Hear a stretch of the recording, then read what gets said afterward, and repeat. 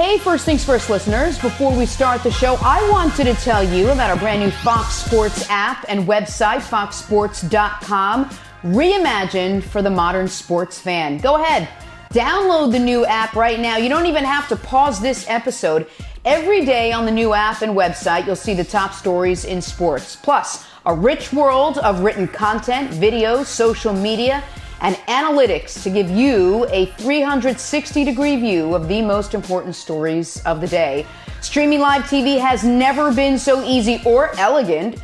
Every Fox Sports game, including all pregame and postgame shows, as well as the televised version of this show, just a click away. For the extra invested fan, we also go deep with real-time wagering lines, trending prop bets, win probability, and key player projections. So download the new Fox Sports app or visit www.foxsports.com. Now let's start the show.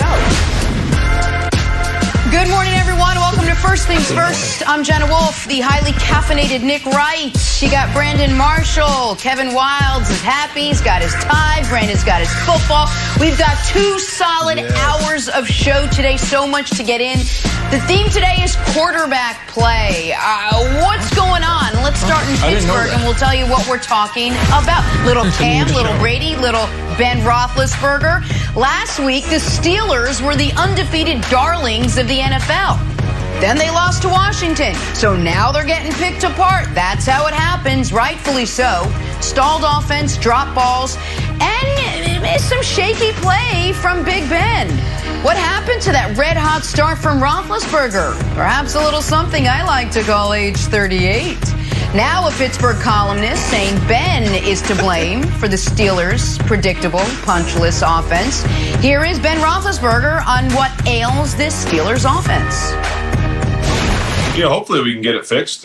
Obviously if we had the answers, we had the answers, we would have, had it fixed by now. But, we believe in our guys, believe in the guys up front and the backs. And sometimes it's on me if it's an RPO and I throw it instead of hand it off. And maybe I should have handed it off, things like that. So we all need to get better, but it's more than just the run game. We need to get better as a group. And like you said, that fluidity comes to staying on the field and converting third downs, and that's on me. All right, Brandon, so clearly this Steelers offense is having some kind of identity crisis. Yeah. Is that on Ben Roethlisberger? 100%. If the offensive coordinator calls a run play, and you change it and it doesn't work, it's on you. You're the hero if you change the play and you score a touchdown or your offense is efficient.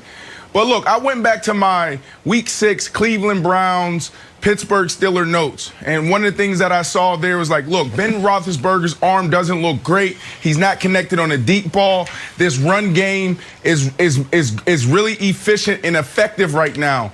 They're going over 100 yards a game. The running backs look good. Connor look good.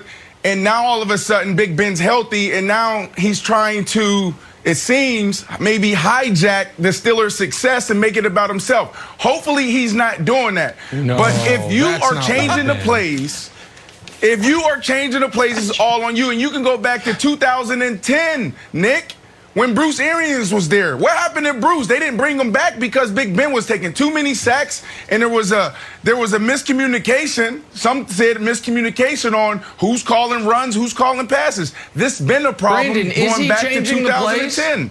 Brandon, are you 100% hearing that's what he's doing? Because so you're hearing that they are trying to be more balanced, and Big Ben at the line is going rogue.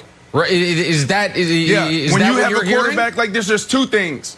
You heard Big Ben say RPO. That says run pass option. Yeah. You get to the line of scrimmage, you can hand the ball off or you can pass it, depending on your keys. Sometimes the quarterback overrides it, but that's on Big Ben. But we're specifically talking about him getting to the line of scrimmage and getting into what he wants. That's an issue if the play isn't working. How do you go, Nick, from running the ball almost 50% of the time in the first 6 weeks to now barely running the ball at all? Like you literally went to the opposite end of the spectrum. And we've been saying this offense just doesn't seem to be clicking. It doesn't seem to be right. This is on Big Ben.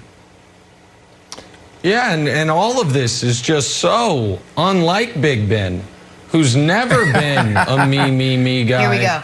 Who's never been, into the histrionics and the attention and throwing other people under the bus and blaming coordinators, most notably my old buddy and your old wide receivers coach Todd Haley, for teams' failures. He's always, whether it's the national anthem protest or whether it's his weekly radio show, Big Ben's just always been team, not me. So I'm just personally shocked and somewhat appalled to know that this is happening because it's such a divergence from who he's been. Here's the other problem. This is what the Steelers' offense has been becoming for the better part of a decade. When they were going to 3 Super Bowls, winning 2 of them, it was all about their defense and their running game, with Big Ben doing vintage Big Ben stuff. 3rd and long, he gets blitzed, he shakes off a pass rusher, a would-be sack, finds a guy downfield. But over the last half-decade plus, they've become a pass-happy team. And that was even when they had Le'Veon Bell, who, while a great pass catcher, was also a great running back. Over the last, 8 years, there's been 1 season they haven't been below average in run rate. Last year, when they had no quarterback and they had no choice but to run the football. So Wild's like, this is what Big Ben wants to do. This is the offense he has been pushing for. And when his buddy is the hand-picked offensive coordinator, Randy Finkner, that's what's going to happen. And so, age 38 doesn't look quite as good in the light of December as it did in the light of September. And I think it's a problem for him. You know what? I agree. And that's why they're on the outside looking in. That's why they're spending most of their time talking about, hey, should we get Trevor Lawrence? What do you think about Justin Fields? Oh, maybe if we played really well next year, we could sneak into the playoffs. I think it's a big issue, guys. A lot of people say they're not, first week of the playoffs, they're not even going to be playing. They're going to be at home because, Brandon, they still have the bye. And, Brandon, they're your hometown team that you picked to go to the Super Bowl. So are you abandoning them because Ben Roethlisberger is switching the play at the line? You're like, I'm out. Nick is going to ride with the Chiefs. The Chiefs could somehow score negative points like a fantasy team. And Nick would be like, you know what? Smart play. Smart decision. Only team in the history of the NFL to score negative points. Go ahead. You got to ride with these guys. You can't throw him under the bus just because he's changing up the RPO. Yeah, no, I'm definitely going to stick with them. But think about this. Why now is this story coming out? Right after you lose your first game, this story comes out. The Pittsburgh Steelers organization probably planted this, right? They've been waiting for this moment. They've seen this thing happening. You heard Coach Tomlin a couple of weeks ago talk about when they're playing against the Baltimore Ravens, how he wasn't happy and he was upset. You saw his demeanor in that press conference. They were absolutely waiting for this moment to get this team back on track. Look, Big Ben, he cannot sabotage this team's success for his own personal gain. He can't do it. He's feeling good. His arm is feeling better. Now he's trying to sling it around. No, don't do that. You have a great defense and run the ball. That is right. And Wilds, with respect, this is why simply evaluating teams based purely on their record and having just results-based analysis is so faulty.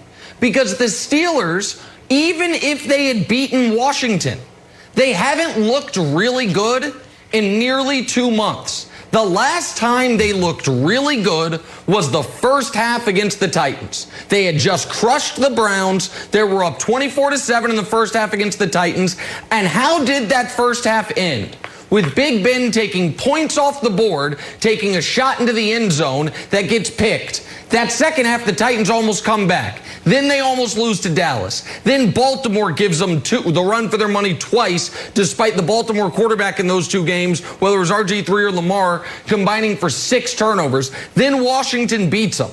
The only 2 dominant performances they've had have come against Jake Luton and the Jags and the Bengals. And with a defense as good as they have, if you have a bad quarterback or a young quarterback, you're drawing dead against this team. The offense has to be better, or This much anticipated Chiefs-Steelers matchup we've been talking about all year, we ain't ever going to get to see it because the Steelers aren't going to forget the Super Bowl, to the conference championship game. So 11-1's great, and 11-0 was better, and 13-3 if they finish the season, that'll look really good. But when you look at how they're playing, they've got issues on the offensive side of the ball, and I think the team knows it. One loss and the whole infrastructure came crumbling down. Let's take a turn, talk some Cam Newton. So much hype with his rebirth in New England, and yet we haven't really seen any of that Cam magic. Cam agrees, but he has an interesting explanation why. We'll share that with you next. First things first. What's up, First Thing First listeners? It's your boy Shay Sharp, co-host of FS1's Undisputed. I wanted to tell you about my new podcast, Club Shay Shay, where we always do something before two something. Each week, I sit down with a guest for a drink and conversation, and as host and proprietor of Club Shay Shay, I've welcomed in esteemed guests such as Snoop Dogg, Floyd Money Mayweather, LeVar Ball, Isaiah Thomas, just to mention a few. Whether I'm talking to an athlete, a musician, an actor, or a lifelong friend, Club Shay Shay is a place where people share inspiring and motivational stories about their journeys to prominence. The new episode drops every Monday on Apple Podcasts, Spotify, or wherever you get your podcasts. Subscribe to Club Shay Shay now and make sure you never miss a new episode. Now, back to First Things First. Let us leave it there and head to New England, where we had 3 questions about Cam Newton. 3 questions when he signed with the Patriots. Would he mesh with Bill Belichick? That's a yes. Would he still be comfortable breaking out and running? That's a yes. Would his fashion still be on point? That's a yes. So what's the problem? Problem is, Patriots are 6-6. Wilds is all stressed out. Cam's got the fewest touchdown passes of any starting quarterback right now in the league. Think about that. Cam's passing game, non-existent, and he knows it. Take a listen. The appreciation of how I play the game is not the sexiest thing. You know what I'm saying? And I'll be the first person to tell you that. Like, I'm always, people are always comparing quarterbacks to quarterbacks, which is the right thing to do, but the style of play is completely different. Obviously looking at my game and looking at Patrick Mahomes play, Tom Brady play, whoever is a gunslinger in this league that throws for a lot of yards, that's a way to win. I understand that. But the way that the teams have offered themselves for us to win has just been different. Gunslinger Patrick Mahomes, gunslinger Cam Newton. Patrick Mahomes, you hear Cam that? Newton, different styles. Yes. Go ahead, Brandon. What do you make of what Cam had to say? Well, look, you go back to his career in Carolina. It was sexy. Those are Cam Newton's words. He threw the ball. He won throwing the ball. He won running the ball. This year is just funky. Think about if you're a general manager, if you're an owner in this offseason and you got Cam Newton sitting there. How do you evaluate him? Is it it wasn't clicking because of COVID? Because before COVID, you look pretty sharp. Is it not clicking because of your health? Is there some health concerns there? Do you not have what you need as far as offensive line? We know you don't have a wide receiver and a tight end. So it's really tough position to be in if you're Cam Newton or another team or even the Patriots if you're thinking about what to do moving forward with Cam, because it's hard to evaluate him. You're a quarterback in the National Football League and you throw for less than 100 yards and you're not throwing it more than 15 times a game. That is concerning, but you got to look at the big picture. So people who are evaluating Cam, they got to roll up their sleeves and really do their work, Kevin. Okay, you can evaluate him on wins and losses, but it is a little bit concerning that this is how many attempts we've had. 17, 18, 19, 40. Those are the last 4 games. So call me crazy, I liked the 40-point game, the 40 attempt game, even though we lost. And my favorite play, I was like, Cam to Damiere Byrd. I was like, I didn't know we had this. It's the best throw he's had all year. The big question is, if he can do this, why aren't we doing it more often, Jenna? And here's the other part when we talk about evaluating him. The fact that everyone loves Cam so much and he's a spark for the team, just sort of leadership-wide, I don't think that should go unmentioned, Brandon. When people, whether he's with the Patriots or he goes to another team, the guy has there's a massive, massive void on the Patriots, and he's filled it with energy, and he's teaching people to dab, and he's doing this cool bird thing. It's old Birdman style thing. So, Jenna, obviously I love Cam. I wouldn't mind if we threw the ball, 25 times a game. I wouldn't mind if Cam got into triple-digit yardage. That's just me. As long as we keep winning, whatever. And this is why. This is why it's hard to answer the question of whether it's working out for him in New England. Is he a success? Will he be there?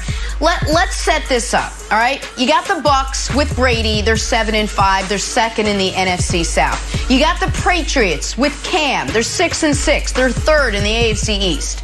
Nick, I'll throw it to you. So who are the winners and the losers from the Brady-Belichick divorce, if you will, the breakup at this point? Right now, there are only losers. There are no winners. Oh. You guys remember the old parable, King Solomon with the baby? King, two women say, it's my baby, it's my baby. And Solomon's like, let's split the baby in half. And that's how they determine who the mother is. In an alternate reality, they actually do split that baby in half, and each mother goes home with half a baby. Guess what? They both lose. Okay. Nobody's happy. It's like, oh, should have stuck with the way we were. That's what should have happened here. I think Brady's like, damn. My limitations sure were covered up more when I had Bill Belichick. And I think the Patriots are like, damn.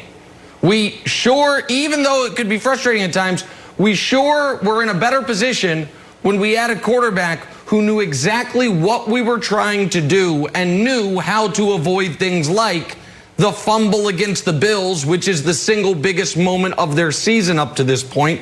That doesn't happen. They're 7-5. The Bills are 8-4, and the Dolphins are 8-4, and you are right there on the precipice, right, with getting ready to play the Bills and Dolphins late in the year.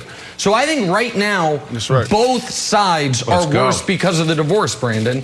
I think right now, if Tom Brady had to do it all over again, I don't think he would admit this, but he would have found a way to stay. And I think if Bill Belichick had to do it all over again, he would have found a way to convince Brady to stay, because the sum, it was greater than either of the two individual parts at this point in their careers or at this point in their franchise as far as the pieces around them, Brandon.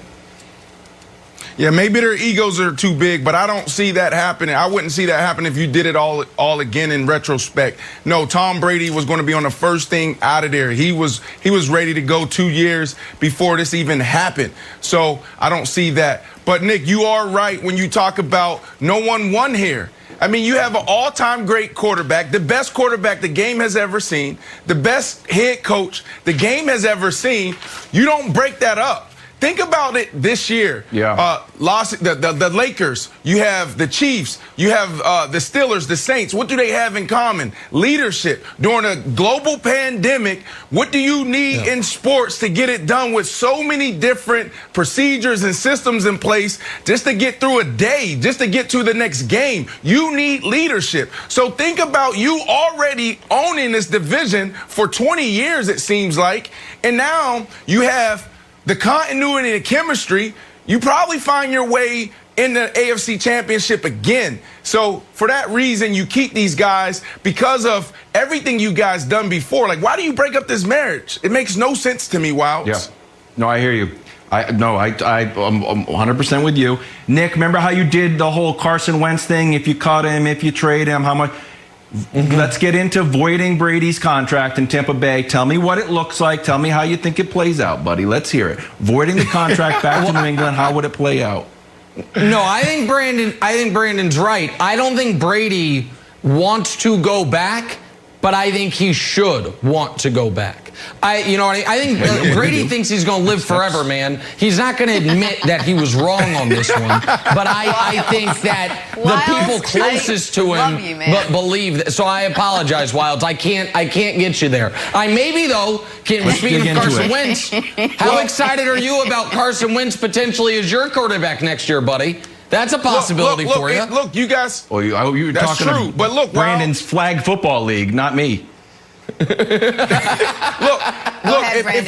if you want to really pick a winner, you can say the organization, right? Because the organization, you talked about the Chicago Bears, the last block, they're going to be here forever until we crush and we eliminate the NFL. But a player, your career, that's 5, 10, 15, 20 years. So now the organization gets a head start to find that next quarterback that can potentially lead you for another 10, 15, 20 years. So if you want to pick somebody, it's the organization.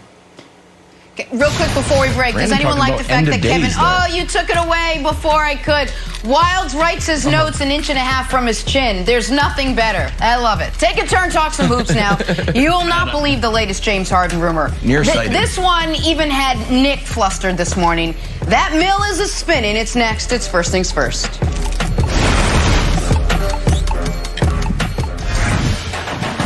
Starts Saturday strong with a Rocky Mountain rivalry on Fox as number 21 ranked Colorado looks to secure a spot in the Pac-12 championship when they host Utah. It all starts with big noon kickoff, 10 a.m. Eastern, followed by big noon Saturday. It is only on Fox.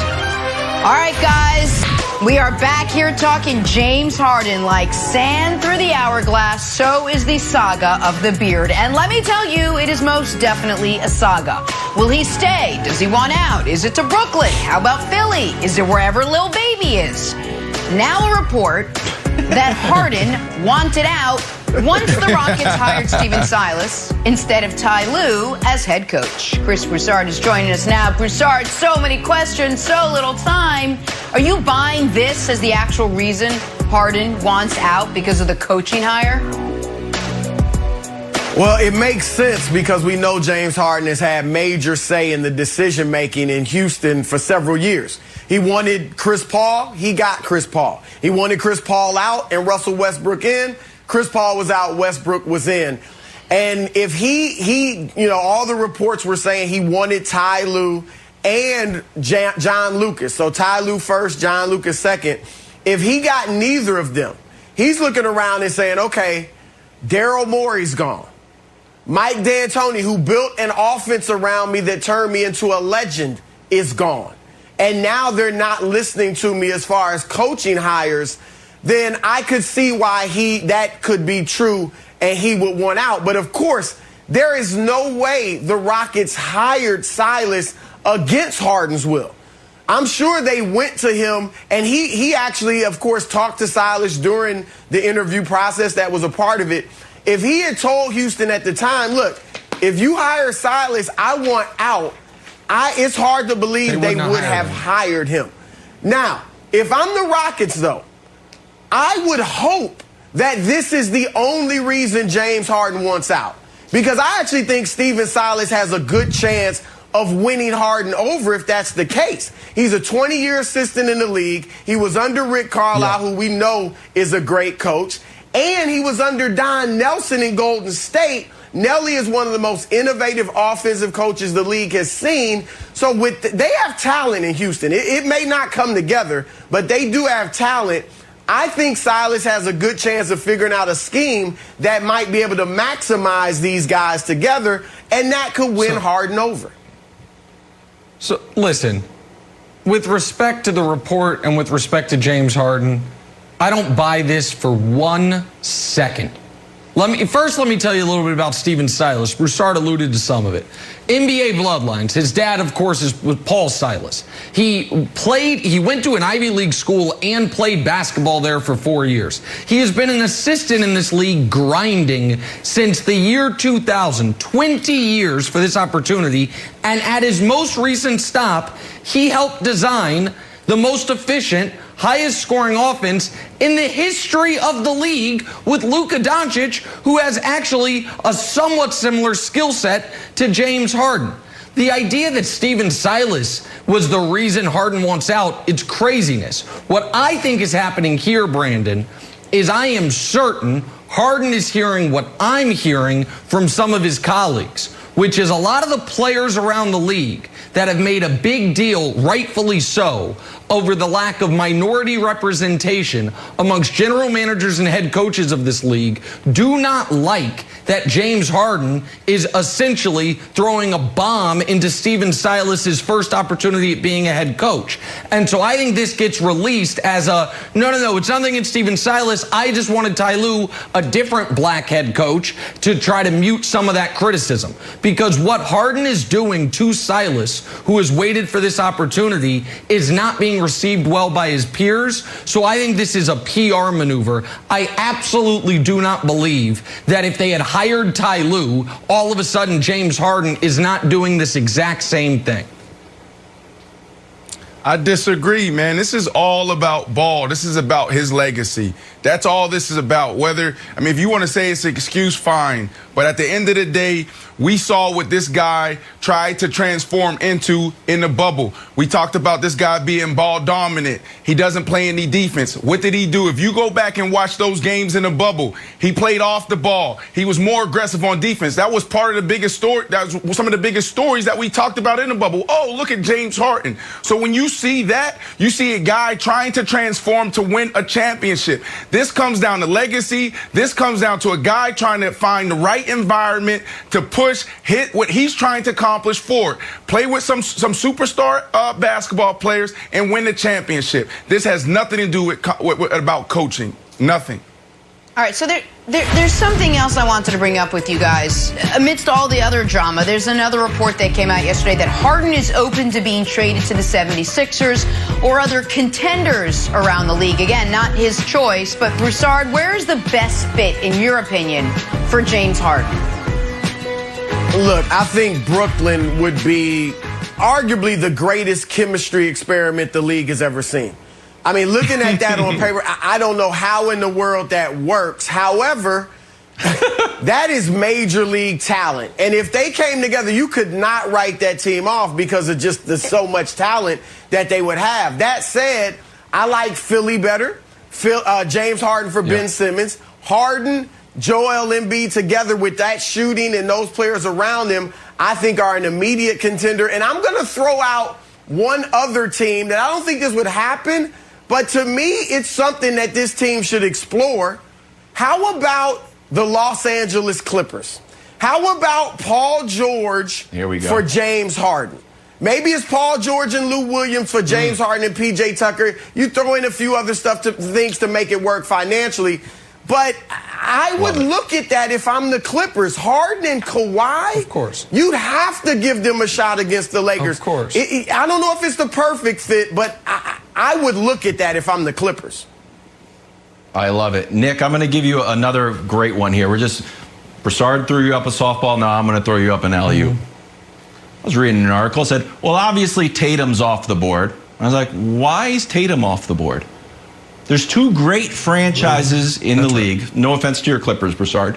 They've both got 17 championships. One franchise won a championship in October, and the other one won one in 2008. In the last 30 years, the Celtics have one championship, and the Lakers have 6. And everyone's like, well, our future. Well, he's 22, and Harden's 31. What about our future? Hey, newsflash to everybody, the future's overrated. It's wildly overrated. Maybe it doesn't even happen when a comet strikes Earth and we're all just headed wherever. And it's like, well, at least we still have those draft picks.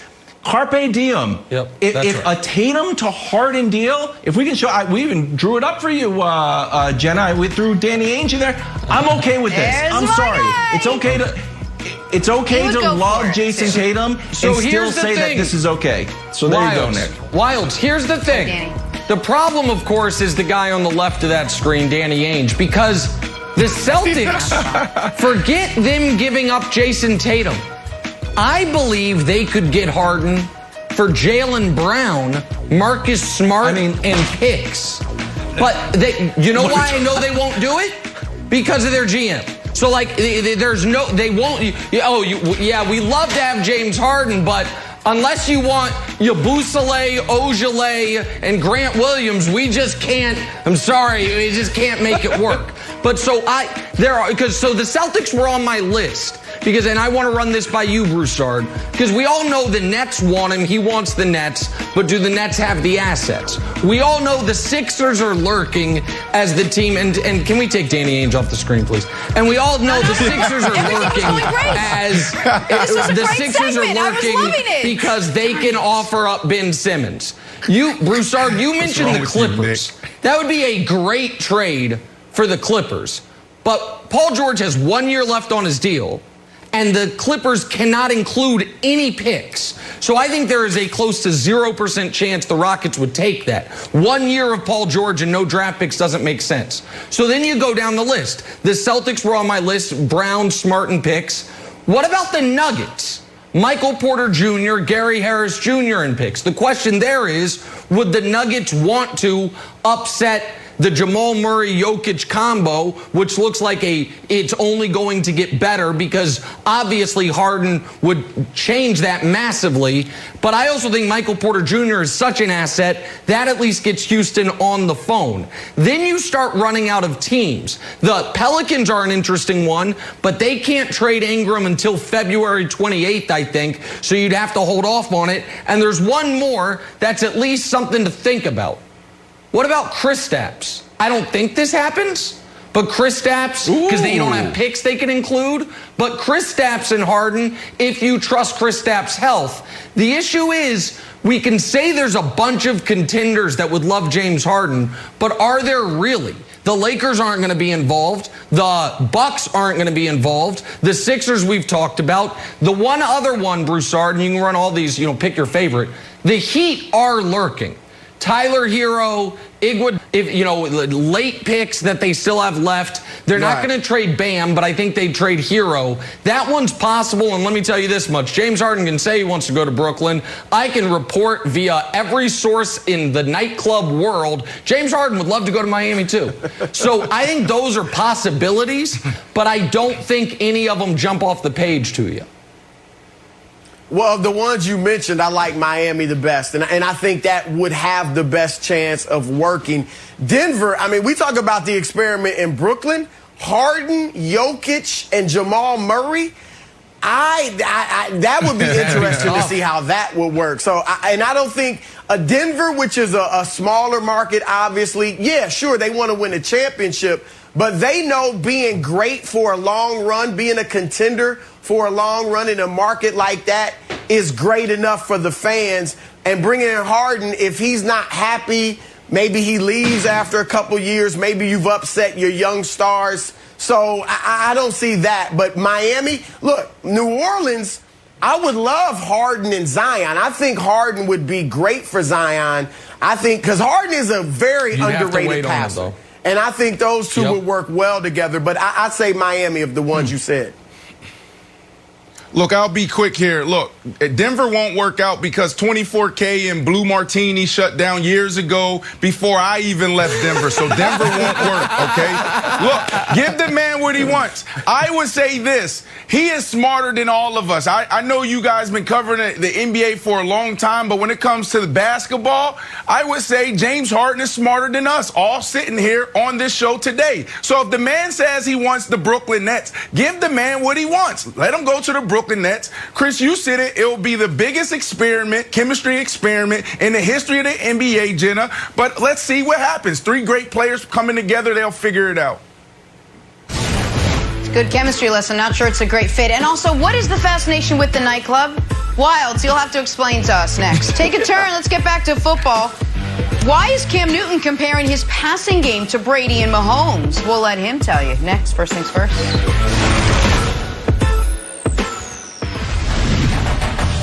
Start Saturday strong with the Rocky Mountain rivalry on Fox. 21-ranked Colorado looking to secure a spot in the Pac-12 championship when they host Utah. It all starts with a big noon kickoff, 10 a.m. Eastern, followed by big noon Saturday, and it is only on Fox. Back here talking some Thursday night football. Got a big game out west. Cam and the Pats taking on NFC West leading Rams. Our friends at Fox Bet Sportsbook have the Rams slated as 4.5-point home favorites. All that action starts at 7:30 on Fox. Greg Jennings back with us. Greg, who wins tonight, Pats or Rams? I'm going with the Rams. I've watched them twice now. I kind of understand what they want to get done. And when I look at the New England Patriots, I just don't believe that they can turn this into the type of game that they want because the Rams have proven that if they don't turn the ball over, they're another team that don't give you a lot of opportunities offensively because they possess the ball. If they can get in rhythm early, get Jared Goff getting the ball to his playmakers, stay within that timing of what they want to do offensively, this is a difficult team. And defensively, we know who they are. Aaron Donald is a must-stop, which is a tall task for any offensive line.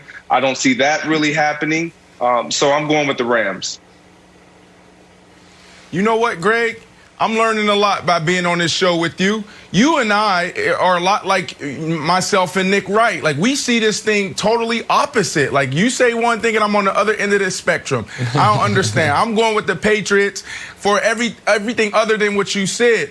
I think this is strength on strength. You know, this is a really good run offense in the New England Patriots going against a really good run defense with the LA Rams. And I think they have the edge in New England. Now, the reason why I'm going with the Patriots is because I don't believe in Jared Goff. Since 2018, he's had the most turnovers in the NFL. The last time they played against each other, going back to Super Bowl 53, he put up 3 points. I just don't believe in Jared Goff against this New England Patriots defense. They're going to be feisty. I think he's going to turn the ball over, and I think the Patriots are going to win by 3. Let's go, Brandon. Brandon makes great points. Greg makes great points, which is why, America, this is a fantastic game to watch. This is a terrible game to gamble on. Stay away, America. Don't fall in a hole before the weekend starts. So here is why I'm going with the Rams, but with massive trepidation. Because, first of all, if I'm the Rams, I'm a little annoyed with the NFL. We have a Thursday night home game, and we're the team that had to travel. So wait, New England gets to LA a week ago, hangs out. Belichick's doing coaching clinics at UCLA. They play the Chargers. By the way, thanks, Chargers. New England only had to play 2.5 quarters of that game. They're resting guys wearing baseball caps by the fourth quarter there, and they're just chilling. Meanwhile, the Rams had a road game this past week, so they're traveling back home on a short week when the Patriots have been there. That's the first thing going in the Patriots' favor. The second thing going in the Patriots' favor is I agree with Brandon. I don't trust Jared Goff at all, and I do think Super Bowl 53 is relevant. I know Brian Flores isn't there anymore, and so so that part's gone, but Belichick still has that file on how to stop this Rams offense. So I gave all those reasons. So Wilds, why am I going with the Rams? Because I just think despite all of that, the Patriots' margin for error against good teams is so tiny. And I just think that they can't, as we talked about earlier, they can't overcome a holding penalty. They can't overcome one Cam turnover against a good team. And so I don't feel great about it, but I think the Rams win a close, ugly, low-scoring football game. I think it's played on the Patriots' terms, but I think the Rams find a way to win it. Okay. Or it goes the other way. Or Belichick has just been laying the seeds, and everyone's like, the old running team, they don't throw the ball, and then he just unleashes Cam. That would be the most entertaining version. That's what I'm rooting for. So, Greg, I'm going to put you on the spot. These are the pass attempts that Cam Newton has had in the last 4 games, not in order to make a point. 17, 18, 19, 40. How many pass attempts do you think Cam will have this game? You know what? I'm not sure, because if you're trying to throw on this pass defense, good luck. Because especially if you're trying to go down the field. This is not a team that you move the ball through the air against. That is not what they're going to have success doing. They're just like little, just like this. Just little throws, like how you throw short dinks and dunks. But then let me ask you this. Hold on. Can I jump in real quick? I want to ask Greg and Brandon a question. Greg, I'll start with you. This is the vice the Rams put you in, right? You just said they're not a team to pass on. Guess what? Brandon said they're not a great team to run on either. Like they have a great run defense and an even better pass defense. So is there a way, in your opinion, I know you're picking the Rams, but is there a way for the Patriots to beat them that doesn't involve what Brandon laid out, which is Jared Goff makes a mess of himself? Like, if Jared Goff plays a clean game, is there a path for a Patriots victory? Because I don't see it.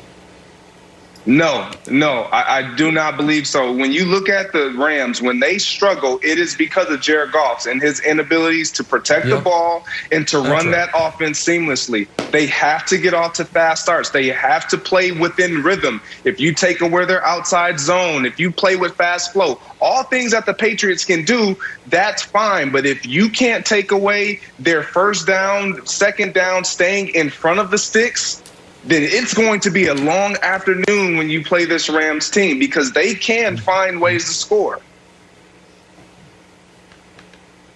Who am I, guys? Who am I? Greg, Belichick. You don't remember this in Super Bowl 53? No, that's Sean McVay. That was Sean McVay. Bill Belichick made Sean McVay look like a little boy in Super Bowl 53. So that is the answer. Remember, we had the football boy wonder, the offensive guru come in, and Bill Belichick not only made Goff look silly, he also made McVay look silly. So here's what the New England Patriots have to do. Nick, I'll give it to you I'll give it to you back quickly. Look. Sure. Belichick is going to win that battle. Now, on the offensive side for New England, you have to be comfortable with those no-gain attempts, those 2-yard gains, 3-yard gains, and eventually you'll pop 10, 15. That is the formula for tonight. Real quick, I realized I found a way you can bet on this game. It's the under. Bet the under, America.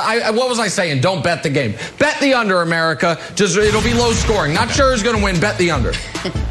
I got you. Shift gears, talk some hoops on the other side. Have LeBron's championship runs been more difficult than most? We'll tell you why he thinks so. But first, listen to Stan Van Gundy's stance on the new coach's dress code. I don't know if you heard the news about the NBA putting in the rule that coaches no longer have to wear sports jackets at games. Just how are you feeling about that? The best development in NBA history, okay? I mean, some people point to the shot clock. Some people point to the three-point line. There has been no greater innovation than this change to the dress code. Let's shift some gears now. Talk some LeBron James. He joined Richard Jefferson's podcast recently. Let's just say this episode of the podcast is the gift that keeps on giving. Tonight's the first night of Hanukkah, guys. Guess what my daughters are getting? The gift that keeps on giving. On this episode, LeBron was asked about being compared to some former greats. Take a listen to this. You know, the conversation is going to always be had, and it's great for debates because they want to compare errors, they want to compare players and who they've seen.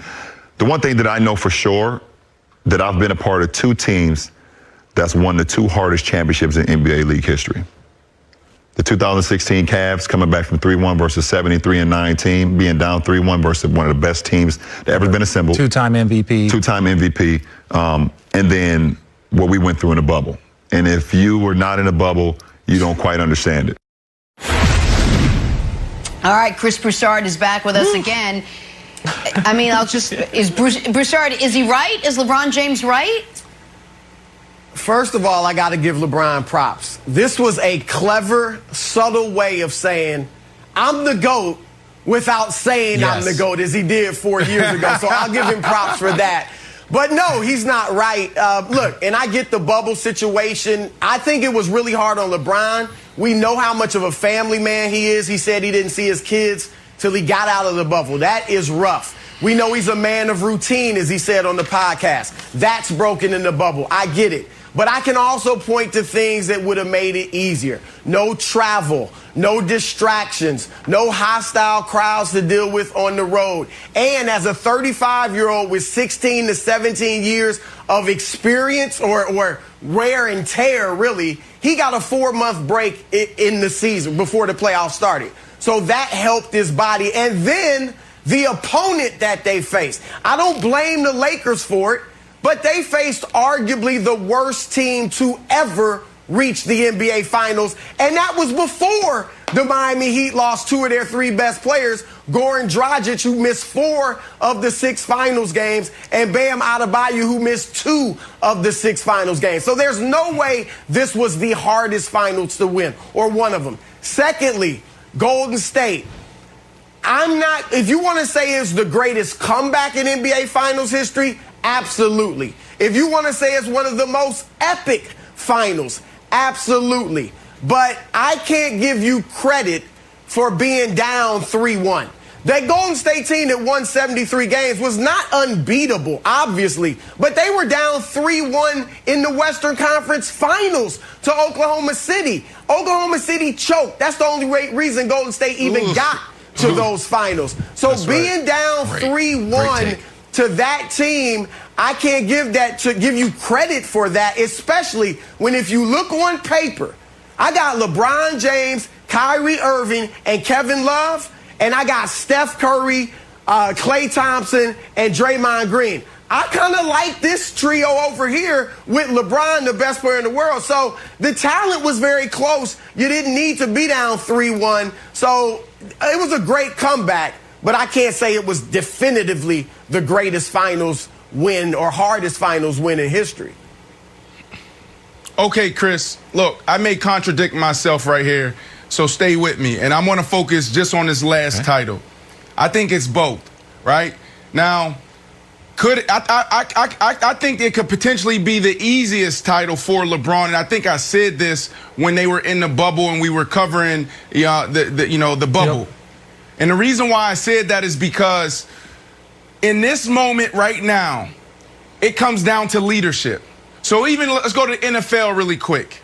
You got the Seattle Seahawks, the Pittsburgh Steelers, the Chiefs. The reason why the Saints, the reason why these teams are playing well is because of leadership. You have so many different protocols that messes up your routine. You got to be able to pivot every single day. You got to be able to lead young guys in the locker room.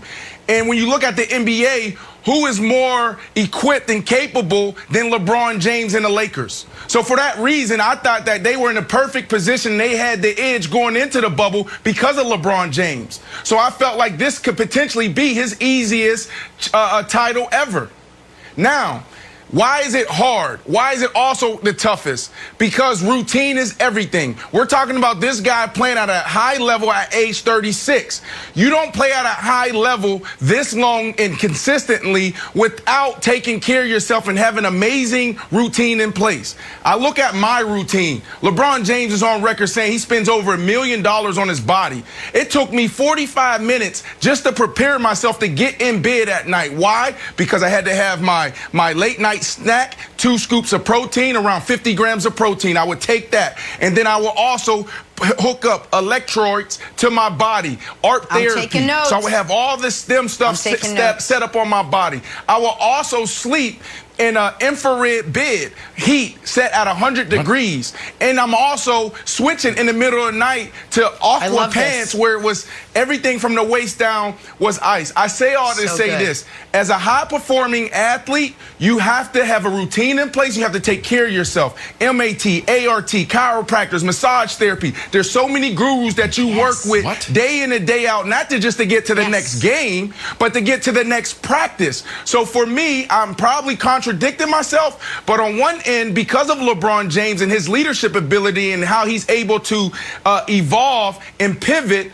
and just focus on the mission at hand, it was the easiest. And then on the other side, Kevin, it was the toughest because of the disruption in routine and being in that bubble. That's a lot of prep. Poor Jimmy Butler only brought that one little suitcase that he had to pack himself on the commercial in his cowboy boots. He didn't have any of the infrared, 100-degree bath. Okay, so Nick, the question is this. Does this matter? Does this matter at all? Do you give credence to how hard the level of difficulty of your championship should matter in the GOAT debate? Because, Broussard, you did a good job mentioning it. After they beat the Warriors, he did the little conversation, and he was like, you know what? That right there, that made me the greatest of all time. And everybody got early cuts of The Last Dance, and it was the Jordan, like, what? So do you think that level of difficulty matters? Of course it matters. And I'm going to put the bubble in a bubble. LeBron says if you weren't there, you don't get it. I wasn't there, I don't get it. I agree with Broussard as far as like the opponent in the finals. It was a atypically weak opponent in the finals. So set that one aside. And you guys are trying to denigrate the 3-1 comeback. Okay, let's pretend it wasn't a 3-1 comeback. I'll clean it up for LeBron. I beat the best team to ever be beaten in a finals. It's true. And how'd we beat them? Well, I went 41-16-7. Then I went 41-8-11. Then I went 29-11-11 with the best defensive play in the history of the league and the free throw to ice the game. So whether it was 3-1, 1-3, 2-2, 0-4, don't matter. The best team to ever be beaten in a finals, I beat them. But here's what he's really saying, Broussard, and this is undeniable. LeBron's got 3 rings where in the finals, he beat a team that was far better than any team Jordan ever beat. Best team Jordan ever beat in the finals is 96 Sonics. It's a really, really, really good team.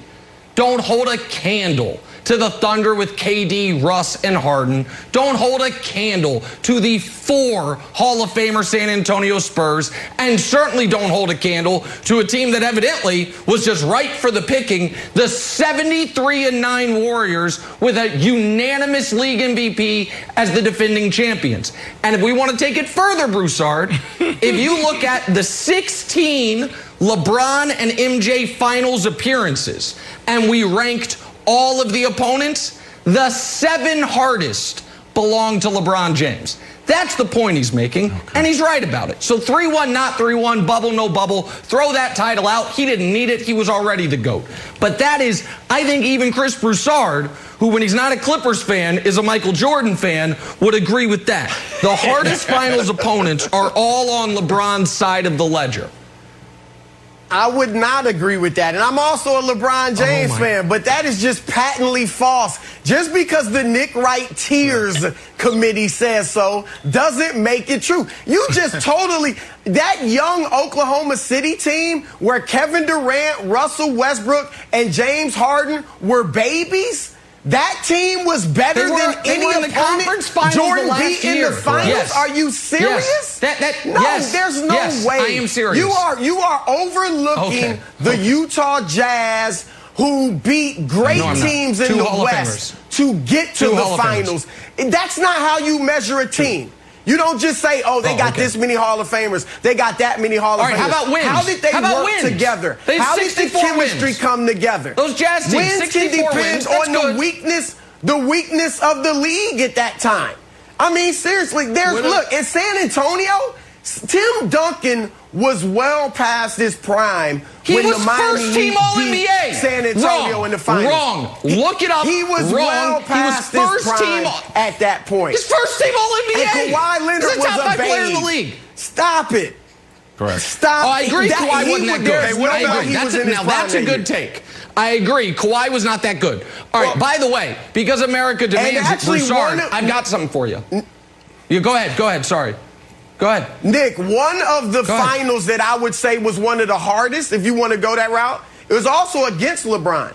And that was the 2011 Dallas Mavericks with one great player in his prime, Dirk Nowitzki, beating 3 of the best players in the world, 3 future Hall of Famers. That, I mean, Broussard, I got we something can look for at you. this many ways, I got something brother. for you. But how do you... Hold on, Broussard. I got something for you. The hardest championships ever.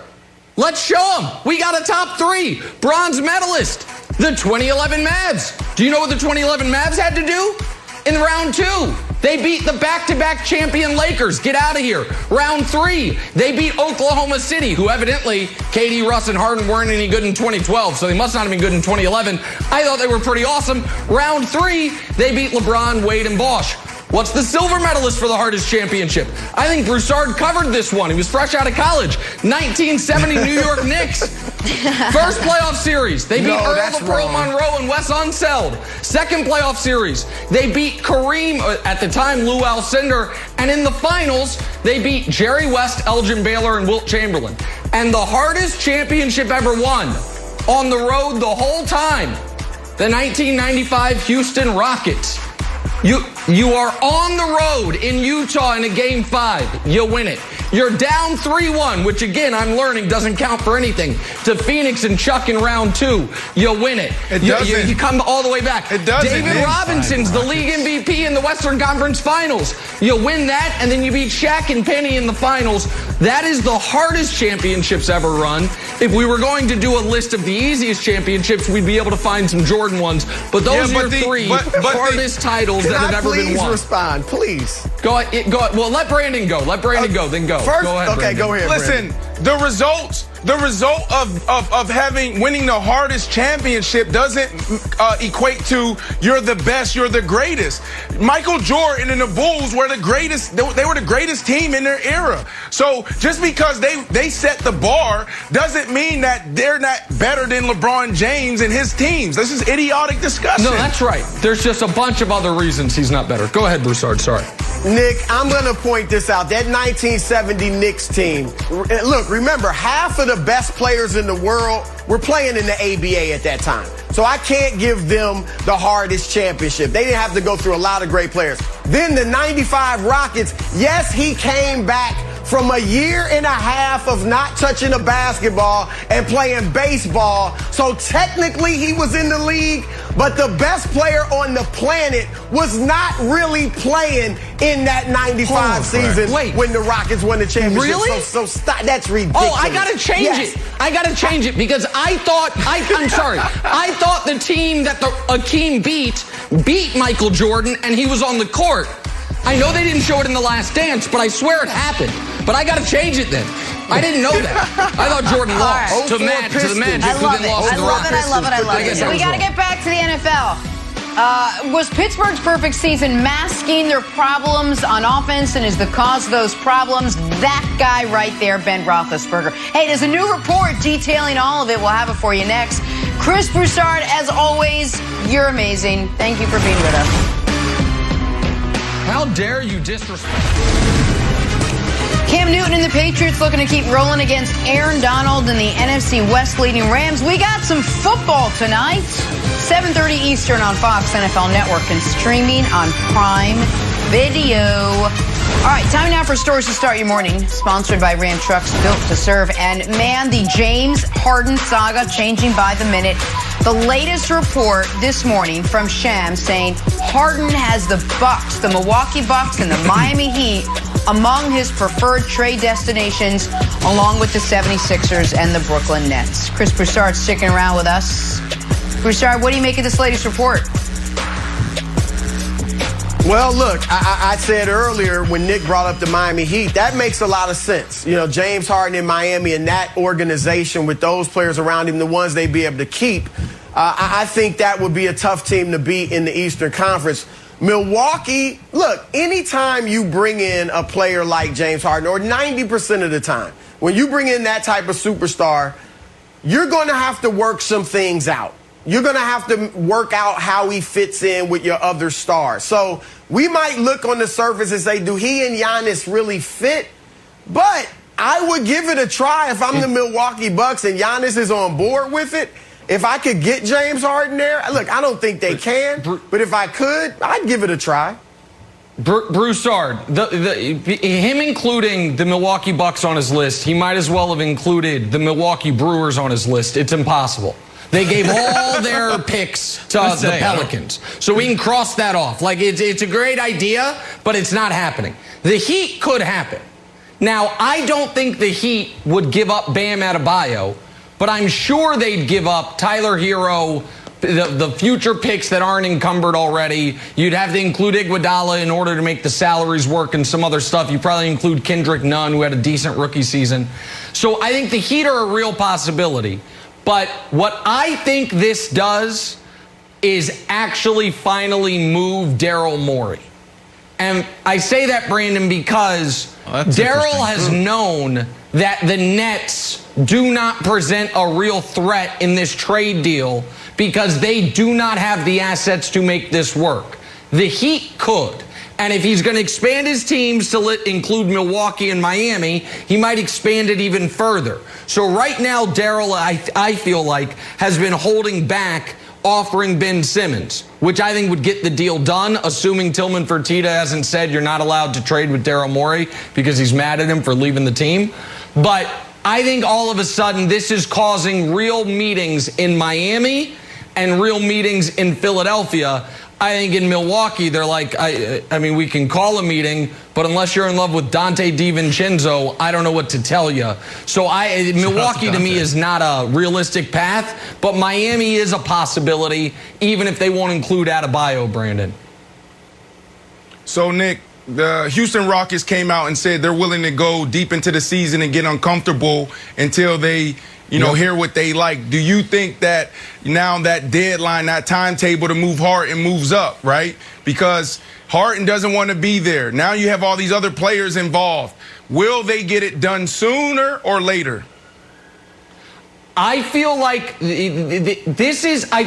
I feel like sooner is possible, and I'll throw this to you, Wilds, because Harden is now not being so hard to deal with. I think when it's just, I'm not showing up, I'm going out with Lil Baby, trade me to the Nets, it's like, you know what, man, bleep off. We're not doing it. But now he is there. He has expanded the list of teams, and now all of a sudden you're not handcuffed. I still think they are willing to go into the season with him, but Wilds, now I think there is a real possibility, since Harden, I think, understands he's not going to be able to force his way just to Brooklyn. Well, I'd be lying to you if I wasn't looking forward to like a Jimmy Butler-esque practice where it's like, Harden lit the world on fire and dunked on John Wall, doesn't want him as a teammate. I don't know what's going to happen. Broussard, one other thing that Shams wrote in this article, it sounds like the Nets deal is dead. Here's what he wrote. Sources said the Rockets have no interest in a Nets offer unless it would include either Durant or Kyrie. I know we had kicked that around. I don't think the Nets are going to move, certainly not moving Durant. I'd be gobsmacked if they moved Kyrie and the whole thing fell apart. So it feels to me that the Nets deal is 100% dead. I'm going to be honest here.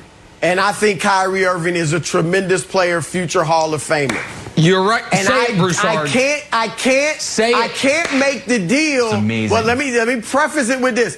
I can't make the deal because Kevin Durant loves Kyrie Irving, right? And that's why he's in Brooklyn. But I would trade, if Durant would sign off on it, I would trade Kyrie Irving for James Harden. Now, I don't know that. I'll take it a step further. Does Houston do that? I don't know that Houston does that, but I would do it if I was Brooklyn. If again, I don't think Houston does it either, but if Shams is saying Houston would consider it, if Houston came to me and I'm Brooklyn and says, we'll trade you Harden for either Kyrie or LeVert, Dinwiddie, Allen, and picks, you decide. If I'm Brooklyn, I'd rather trade Kyrie and keep the pieces and the picks. No question about it. Yeah. Because I do think there is a question. You if Durant, understand they Kyrie, can't, though, right? Yeah. What do you mean? Don't you think that upsets Durant as much as he likes? Yeah.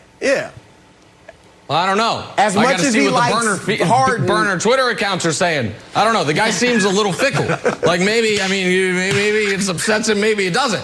I don't know. Kyrie's out here talking about chakras and he's in year 10 and he's learning. I don't know, man. It's fickle business. But KD and Harden with a real supporting cast. Harden is changing the game. I agree. Harden is changing the game. He's taking the NFL football players' approach. He's changing the game. Get me the hell out of here. James, The story look at far the from Clippers. over. The Clippers. Broussard, we gotta go. We'll see you tomorrow.